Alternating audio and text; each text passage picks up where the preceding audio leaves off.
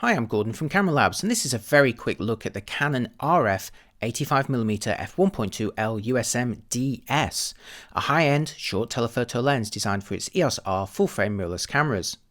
Officially announced in October 2019, it's aimed at portrait photographers who value sharp details with very shallow depth of field effects, but who are looking for a different bokeh rendering style.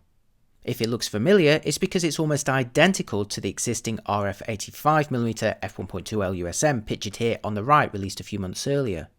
The new DS version shares the same physical design and the same optical construction too, but applies defocus smoothing or DS coatings to both sides of one of the elements inside. This gives bokeh blobs a softer edge rather than the crisp outlines of the non-DS version, and while the coating does reduce the incoming light by around a stop, Canon claims the image quality remains the same as before. Now, modifying a portrait lens for a different bokeh effect isn't a new idea. Fujifilm offers two versions of its 56mm f1.2 lens, while Sony's FE100mm f2.8 STF also delivers a similar result. Ultimately, it gives you the choice of rendering style and gives portrait compositions a different look, whether you're shooting stills or filming video.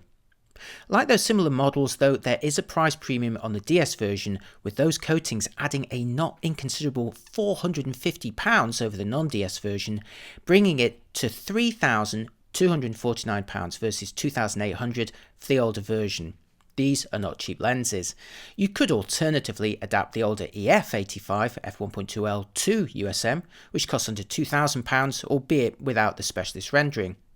Luckily, there's loads of other options available if you're happy to adapt EF lenses, including Sigma's excellent art series, but it's nice to have the choice at all levels. That's it for this quick look. If you're into the EOS R system, also look out for my preview of the RF 70-200mm f2.8 lens that was launched at exactly the same time. Thanks for watching, and I'll see you next time. Bye bye.